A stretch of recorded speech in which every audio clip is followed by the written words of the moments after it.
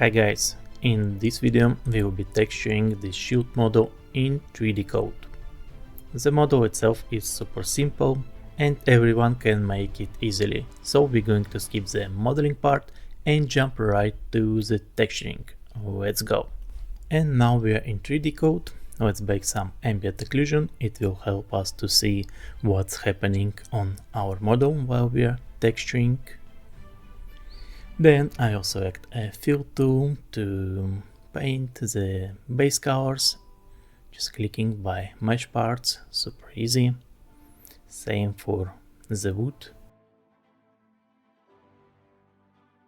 I'm creating a layer under the ambient occlusion and going to paint over it, selecting the symmetry tool, so it will be faster to do the color blendings. I'm using hard brush here, and as you see I'm pressing a lot of V button to pick color and blend colors, pick color and blend color, using my pen pressure and just painting and painting and painting. For this stage my goal is to get baseline information and first pass for the texture details. I'm painting all the object parts at once, following my workflow. You don't wanna finish any parts separately. In this case you can easily mess up the level of details for the wall object. Thinking about the light source, how and where the light hits the surface, making those parts brighter with some darker gradients, and painting a very raw metal texture details like some dents and so on. For the metal spikes and that kind of surfaces, I wanna make one side brighter and reflective. That gives some nice metal material vibes, and of course a little bit of dents here and there, and some gradient from brighter to darker.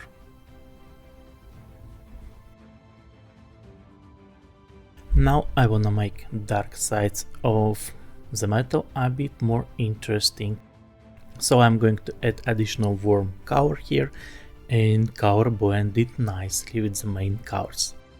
It's always nice to have couple different colors for your material bright and dark parts.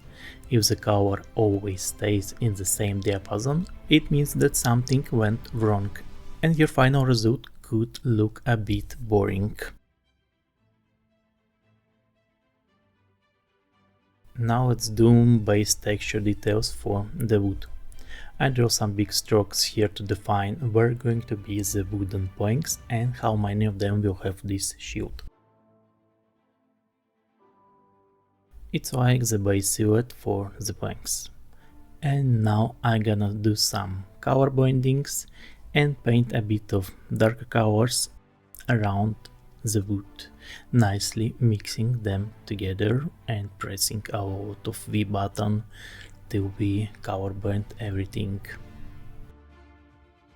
I'm decreasing the size of my brush and going to do a very nice wooden material details by painting these strokes of darker lines around, making sure they not looking very repetitive and have different sizes.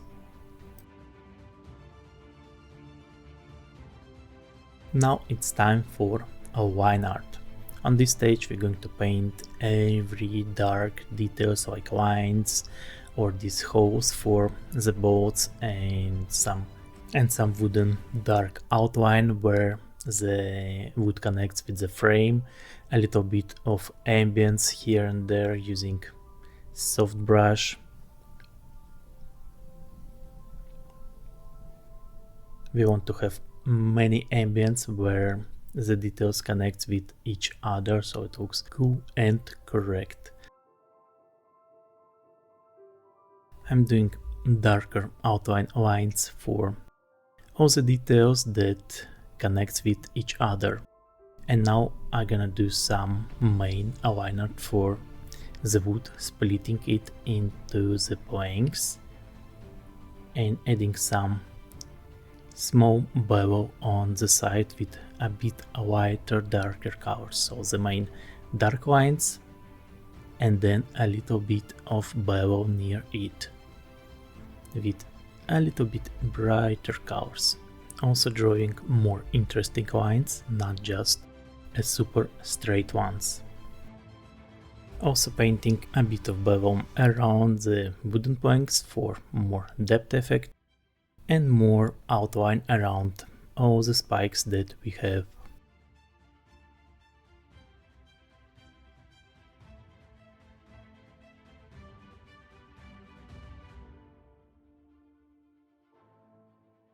Let's paint some damage and scratches.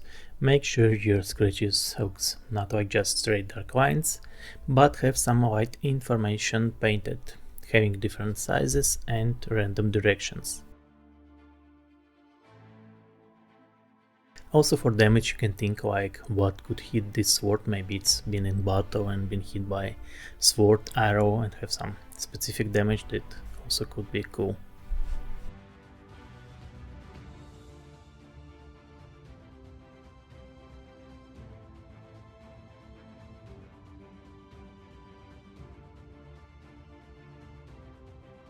So for those round things I'm gonna use semi-hard semi-soft brush and gonna paint a bit faded light so it looks rounded and some metal dents for the texture details.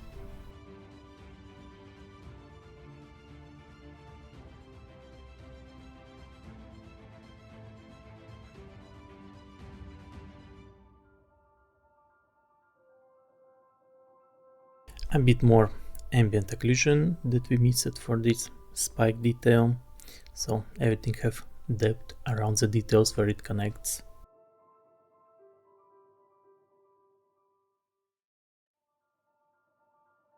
Now it's time for highlights first pass. For now I don't want to polish it too hard and trying to paint all of them everywhere. Metal material is shiny and reflective, so we wanna make bright highlights here with some pointy shine on the corners and where the light hits the most. If you draw just a straight same opacity line, it will not show the reflection and it will not be like a metal, so make it smart and define your material. Highlights are a very important thing and shows how your material works with the light. Make sure you're not painting them around just every side of your line arts. Things like scratches and round holes will have light highlight only on one side and another can be some bound spread of light.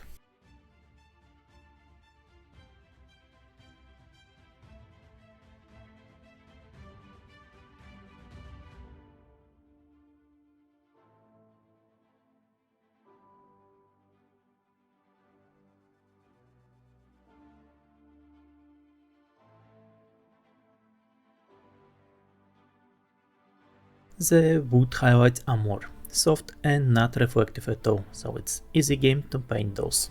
If you wanna draw a straight line, just hold shift while painting like I do. But please don't paint straight lines everywhere. It looks not that great for medieval hand painted things.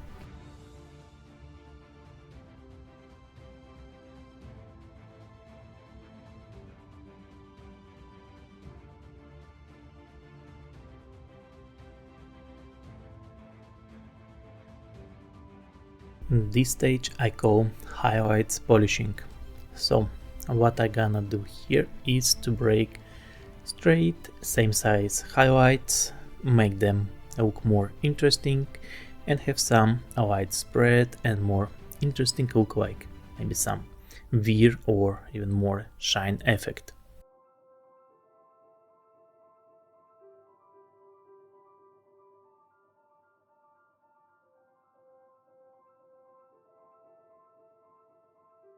It's one of the things that gives this hand-painted look, because it's impossible to bake something like that, and many AAA games using their own approach for painterly textures that can be made only by paintings.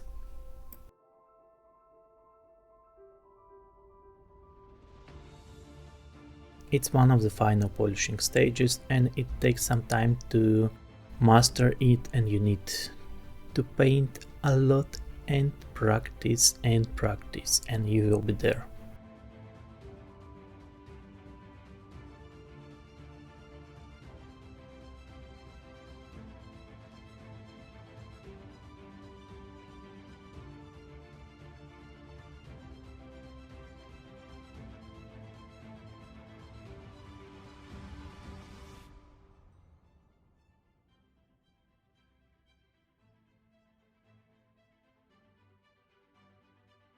Now I created a new layer for the next stage, and I set it to color dodge, get some soft brush, and adding more shine and reflections to the metals where the light hits the most.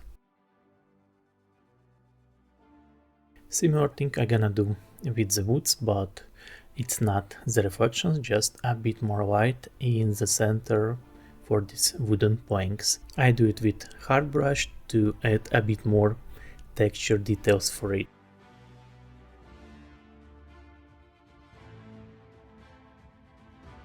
And one of the very last things that we're going to do is adding some shades near the scratches and corners.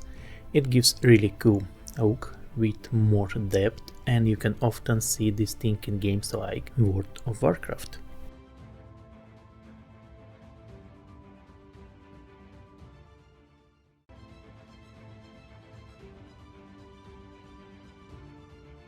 I love adding additional colors to different materials.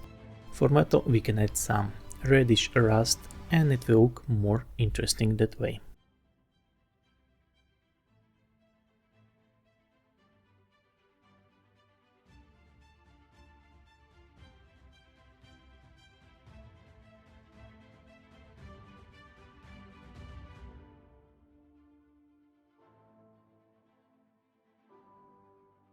As a final touch, I wanna add some kind ornament or symbol. For painting it, I will use some very specific brush. It looks like 5 strange cylinders, but the thing is that it gives the effect of a real brush with some nice noise. Don't forget to remove your ornament paintings from the Linearts, as it has some depth, and the beveled part could have slightly less opacity for the ornament things too.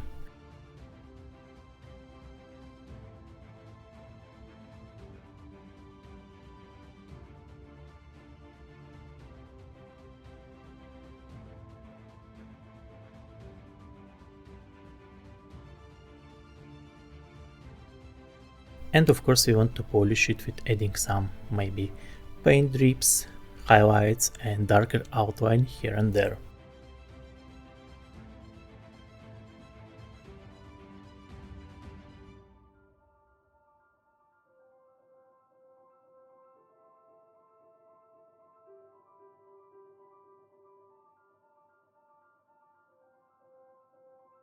And our shield is done. Thanks for watching guys, peace.